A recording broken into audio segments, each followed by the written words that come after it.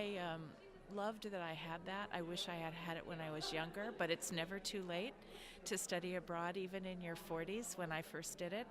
And so I encourage people who've never done it to do it. I'm really delighted to be talking a little bit about international education because I was a first generation student. My parents didn't, they were immigrants to the United States, and so they didn't go to college. So for me, it was, because I was a first gen and a little bit, we didn't have a lot of money, it was not in my opportunity field to be able to study abroad. So it wasn't until quite late in my life that I did what I consider to be a study abroad experience. I went to Mexico to study Spanish when I was a graduate student in my 40s. And it was the first time I had studied abroad in an intensive way in my life. And while I had traveled abroad, I hadn't studied in an intentional way. So I was there living with a family in an immersion program in Spanish in Oaxaca, Mexico, for about 6 to 8 weeks, about a long period of time. And something happened very unusually while I was studying with this and staying with this family. There was a death in the family. The father of the family that I was staying with passed away quite suddenly while I was there. And I wasn't sure, should I leave, not stay with them? What should I do? And I was able to meet someone who gave me some advice about the culture around death and how the family what the family would go through over the coming days. And I ended up staying with the family also at their insistence, please don't leave, we'd still like to have you. But I celebrated the life of this relative of theirs. I participated in all of the kind of rituals around death with this family. And I learned a lot about what it means to what cultural differences there are from my experience of death and this family experience in the Mexican context. I was a student of social work, getting a master's degree in social work at Berkeley. And one of the things I was really thinking about during that time is how do I work in a cross-cultural setting in my social work? So I didn't really think at the time that going to Mexico to study language was going to give me a real insight into how I would be as a social worker.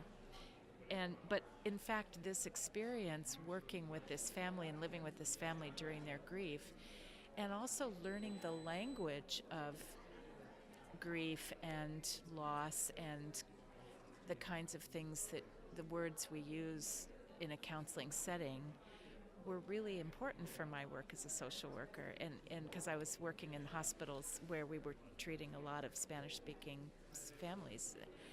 So it made me think a lot about internationalization and the future of international education, because I think that so much of what we do maybe doesn't engage the community so much. And I think this is starting to happen in study abroad programming or international programs, but I'd love to see more programs spend time establishing relationships and connections to the local community in areas of very interesting areas, whether they're topics of interest, social service agencies, things that governments are doing, but some sort of an internship, a much more deeper experience. And there is a university that has come to my attention recently when I was working with Education USA. It's called Minerva, and it does just that. The students actually come in, the first year students come in their undergraduate year, and they do a foundational year in San Francisco. There is no campus, but the students live together. And then they travel the next year to a different country. And in that, for example, in San Francisco, when they're engaging a lot in technology and Silicon Valley and what's going on in that industry. And the next year they may go to a different country I'm just making this up. I don't know exactly their curriculum, but I know that they go the second year, say, to someplace like Berlin, and they're looking at European, institutional organizations. They look at what what are what are organizations doing in Europe, looking at the EU in general. Um, they have an opportunity to engage in topics around that are meaningful from a different perspective in a different country, living with people much more in depth than they would if they were just going on a short-term exchange. It's building leadership among these students over the course of 4 years. Each year they're in a different country with a different curriculum, um, engaging with communities locally much more in depth than they do on short-term exchange. And I just think that it's valuable. The other thing about this that's kind of revolutionary is because there is no campus, it's quite an affordable education. It's not, um, I think the tuition is quite low because they're not having to support the bricks and mortar of an institution. So it's kind of an interesting model, and maybe there are more programs that are being developed like that in the world that I'd love to see, because going back to my own experience, when you confront yourself in a culture that's different from your own, you also learn a new language, whether it's the language of Spanish or the language of heart connection that's meaningful to other people, or cultural connection that's meaningful to yourself and other people. So I loved that I had that. I wish I had had it when I was younger, but it's never too late to study abroad, even in your 40s when I first did it.